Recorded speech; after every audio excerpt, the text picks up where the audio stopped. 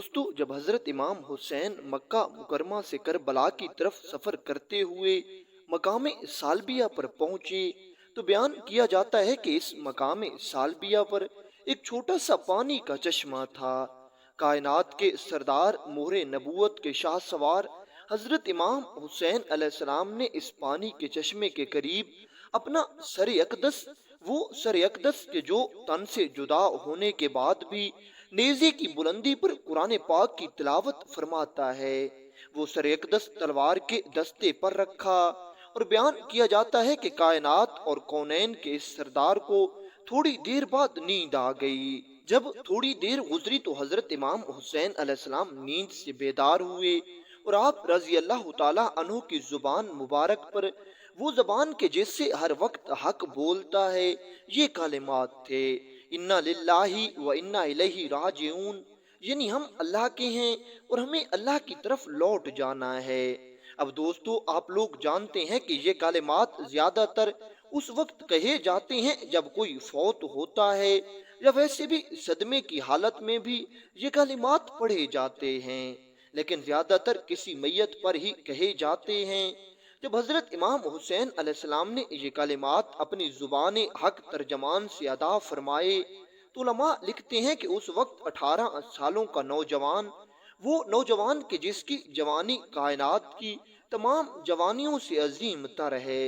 جناب شہزادہ علی اکبر پاس کھڑے تھے۔ جب شہزادہ علی اکبر نے حضرت امام حسین کی زبان حق ترجمان سے یہ سارے کلمات سنے تو آپ آگے بڑھے اور عرض کرنے لگے: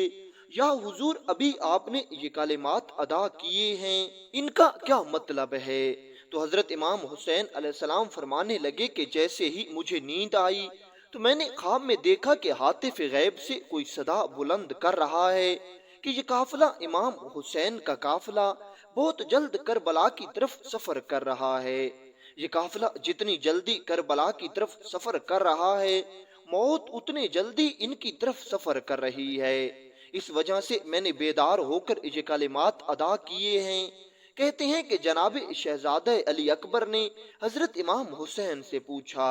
کیا ہم حق پر نہیں ہیں؟ تو حضرت امام حسین فرمانے لگے کہ اگر ہم حق پر نہیں ہیں تو کائنات میں اور کوئی حق پر نہیں ہے۔ حضرت امام حسین کا یہ جواب سن کر شہزادہ علی اکبر عرض کرنے لگے: اگر ہم حق پر ہیں تو پھر ہمیں موت کا کوئی خوف نہیں، ہمیں موت کا کوئی ڈر نہیں، پھر ہم اللہ کی رضا پر راضی ہیں، جیسے اللہ کی رضا ہوگی ہم اسی میں راضی ہیں، اور ہم موت کو خوشی سے قبول کر لیں گے۔ دوستو، ایک چھوٹی سی وضاحت یہ ہے کہ جب بھی کسی بڑی اور عظیم ہستی کے بارے میں کوئی بات کی جاتی ہے یا ان کی گفتگو بیان کی جاتی ہے تو اس کا ہرگز مطلب یہ نہیں ہوتا کہ انہوں نے بالکل یہی کہا ہوگا، بلکہ فقط ان کی بات کا مفہوم بیان کرنا ہوتا ہے، وہ بھی اپنے الفاظ میں۔ ویسے بھی وہ عربی دان تھے اور ان کی زبان میں فصاحت و بلاغت تھی، اور ہماری یتیم زبان ہے، اس لیے ہماری زبان کہاں اور عربی زبان کہاں۔